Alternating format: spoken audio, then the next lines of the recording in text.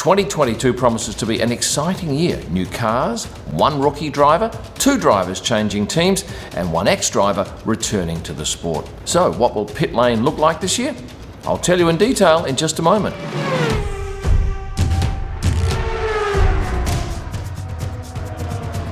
This is what pit lane looked like at the start of the 2021 season. How are these garages allocated? Well, it's simple. It's how the Constructors' Championship finished the year prior. It was Mercedes at the top end of the pit lane, followed by Red Bull, McLaren, Aston Martin, Alpine, Ferrari, AlphaTauri, Alfa Romeo, Haas and Williams. Oh, and just quickly let me say that if you're after a VPN, Surfshark VPN should be your VPN of choice. Surfshark is a browser extension and an app that allows you to position your device anywhere in the world. Now, I've just come back from the Middle East. Last year I was traveling through Russia, and in some of those countries I needed a VPN to access certain social media sites. Not only is Surfshark ideal for that, another advantage involves Netflix. Holding an Australian Netflix account, I can connect to the US with Surfshark and open up a whole array of new content. If you're looking for a VPN, click on the link in the description below, use the promo code KIM, and you'll save 83%, plus you'll get 3 extra months for free. Oh, and there's a money-back guarantee. Thank you, Surfshark. Back to F1. How will pit lane differ next year? You've got 3 teams staying exactly where they are: Mercedes, Red Bull and Alpine. You've got 3 winners. Ferrari moves from 6th to 3rd, Williams from 10th to 8th, and AlphaTauri from 7th to 6th. And that leaves us with 4 losers, and they are Aston Martin moving from 4th to 7th, McLaren 3rd to 4th, Alfa Romeo 8th to 9th, and Haas from 9th to 10th. Now, what difference does it make where you are in pit lane?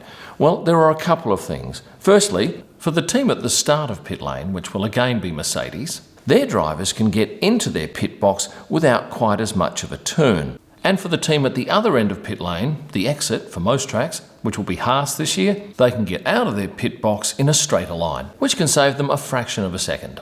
The other advantage is in promotion-wise. Let me tell you, in the paddock, come quali and race day, most of the TV networks and a lot of the photographers congregate at the top end of the paddock. So they will focus on your first, second and third teams. Last year, Mercedes, Red Bull and McLaren. This year, Mercedes, Red Bull and Ferrari. That means a lot more exposure for Ferrari. At the bottom end of the paddock, hardly any TV crews are down there pre and post race and quali, resulting in those teams getting far less publicity. So let's go through team by team what's happening in 2022. Let's start at the top with Mercedes. You've got Toto Wolff as the team principal. Number 1 driver is Lewis Hamilton, number 44. Number 2 driver, George Russell, number 63. Let's have a look at their logos too, and I'll do this for every driver in this video. Lewis Hamilton is the only one of the 20 that does not have his initials in his logo. He has this symbol. George Russell has GR, and you can see cleverly worked in the number 63. And what about reserve driver? Last year it was Stoffel Vandoorne. As at the date of recording, they had not appointed their 2022 reserve driver. Next up, Red Bull, and Christian Horner is the team principal. And incidentally, yesterday on the 8th of January, Christian celebrated his 17th year with the team. Number 1 driver, Max Verstappen. Now, last year he was driving number 33. Next year, almost certainly is driving number 1. I've been told it's going to happen, just not the official confirmation. And number 2 driver, Sergio Perez, number 11. Now, Max hasn't used the number 33 in his logo, so he won't have to change his logo for this season. And Sergio Perez, yes, you can definitely see the number 11 clearly in his logo. Their reserve driver last year was Alex Albon. This year, to be confirmed. Ferrari next, the big mover when it comes to pit lane. They've moved from 6th in 2021 to 3rd position this year. Mattia Binotto is the team principal, and coming up shortly, I have a signed Mattia Binotto shirt to give away. This is a genuine Puma Ferrari shirt. I'm going to be giving it away sometime prior to the start of the season. How will I give it away?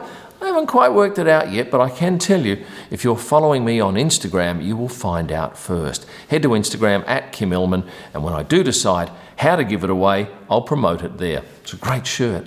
You can't buy them. It's got his name on it, and he signed it. Their 2 drivers remain unchanged from 2021. They are Charles Leclerc, driving the number 16 car, and Carlos Sainz in 55. Here are the boys' logos, and you can see that Charles hasn't used the number 16 in his logo, and Carlos has used the number 55 predominantly. And for this video, I'm listing the drivers in the number 1 and 2 order according to their cars. Most of you will probably know this, but for those rookies, you can tell which driver is denoted as the number 2 driver because their T-cam on the top of their car is covered in fluoro yellow tape. Typically, the fluoro yellow is put on the second driver's car. Reserve driver for Ferrari, well, there are actually 2, Antonio Giovinazzi and Mick Schumacher. Next year, Antonio will be nominated for 12 races and Mick for 11 of the 23. McLaren, they slipped from 3rd in 2021, back down a position in pit lane to 4th. Their team principal is Andreas Seidel. Their number 1 driver, Daniel Ricciardo, number 3. Lando Norris, number 4. Here are both of the drivers' logos. I can see the R in Daniel Ricciardo, and if I squint, I guess I can see the D as well. Lando Norris's very cleverly works the number 4 into his logo. McLaren's reserve driver, well, last year it was Stoffel van Dorn. They shared Stoffel with Mercedes. Haven't yet confirmed who it would be, but I'd suggest that Stoffel is a fair chance. Alpine is the 3rd of the 3 teams that does not move their position in pit lane. Team principal is Marcin Budkowski. Their number 1 driver, Fernando Alonso, number 14, and Esteban Ocon, number 31. Look at their logos here. Fernando's is one of the more stylish logos, and if you look hard, you can see the F and the A in this particular logo. And Esteban Ocon, to me, it looks almost like a cyclist, but definitely you can see the E and the O of his name in the logo. And reserve driver for Alpine, last year it was Daniil Kvyat. This year it's young Australian driver from Melbourne, Oscar Piastri, who is managed by Mark Webber. Now Oscar is certainly unlucky to dip out on a drive in Formula 1, having won F2 last year, but he'll be, I guess, at the top of the list come 2023. AlphaTauri is next up, headed up by Franz Tost, the team principal. Number 1 driver, once again according to the car, is Yuki Tsunoda. Number 22, Pierre Gasly. Number 10, and Pierre certainly outperformed Yuki last year. They'll be looking for some great improvement from the young Japanese driver this year because they could easily jump up another position if Yuki turns it on in 2022. Logos, this is Yuki's. I've looked at this a few times and I'm not quite sure what to make of it, really. Pierre Gasly, yes, you can definitely see the P and the G in that. I can't see a 10. By the way, who designs these? I don't know, but they all seem to follow a similar theme, some sort of shape with the initials of the drivers involved. And no reserve driver has been announced as yet. The 7th team on the grid was the 4th team last year, Aston Martin. They've had a slide. Team principal this year, unsure at this stage. It was 2 days ago announced that Otmar Safnauer was stepping aside.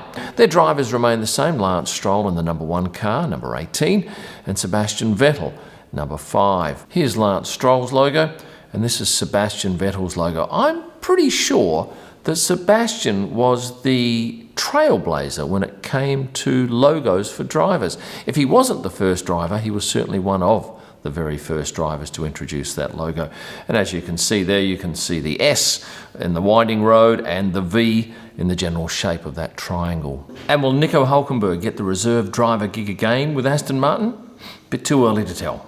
At number 8, Williams have jumped up 2 spots from number 10, headed up by Jost Capito, driving in the number 1 car this year. Probably, certainly all indications are that it will be Alex Albon, number 23, and Nicholas Latifi will remain in the 2nd car, number 6. Here are the logos for the 2 Williams drivers, Alex Albon and Nicholas Latifi. Nothing spectacular design-wise there. And the reserve driver this year, still to be confirmed. Last year, it was Jack Aitken. And the 2 tail enders of pit lane are Alfa Romeo in 9th, headed up by Fred Vasseur. 2 brand new drivers for the team this year after they said goodbye to Kimi and Antonio. Valtteri Bottas will be the number 1 driver in car 77, and his new teammate Guan Yu Zhou in car number 24. And logo-wise, Valtteri Bottas's logo here, if you squint you can make out the 77, and I've not been able to find anywhere a logo for Guan Yu, but I gather he'll have one in the works if it's not been done already.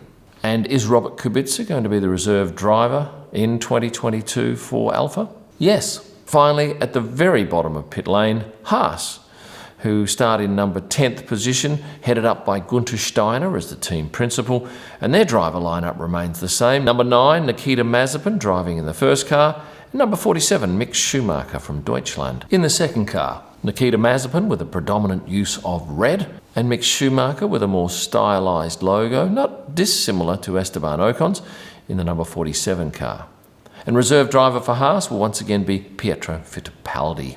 This is how pit lane will look in 2022. Mercedes, from Red Bull, Ferrari, McLaren, Alpine, AlphaTauri, Aston Martin, Williams, Alfa Romeo and Haas. But what about 2023? How do I think they'll line up next year in pit lane? Well, I'm going to suggest that Mercedes will take out the Constructors' Championship as they did this year, because I think George Russell will push Lewis and together they will score a haul of points. I've got Red Bull in at second, I've got McLaren at third and Ferrari at fourth. AlphaTauri jumping up a spot because I think Yuki Tsunoda will perform even better than he did towards the end of last year. I've got Williams in at sixth. I think that Alex Albon will do well for the team. I think their cars will continue to improve, and with some sort of luck, they could jump a position or two there. 7th, Alpine. 8th, Aston Martin. 9th, Alfa Romeo. And 10th, cellar dwellers, Haas. Come the end of November this year, we can go back and have a look at my predictions and see how I've fared. Hey, if you've enjoyed this video, please hit the like button and the subscribe button. It costs you nothing. And if you become a member, you get a whole host of freebies. You'll find all of my digital images online, available for downloading in an instant at prostarpics.com. That's for editorial or personal use. My F1 photo books are available at kimillman.com, along with a range of merchandise. And for my best pics live from the track and all during the week, head to Instagram and search at Kim Illman. Thanks for watching and stay passionate.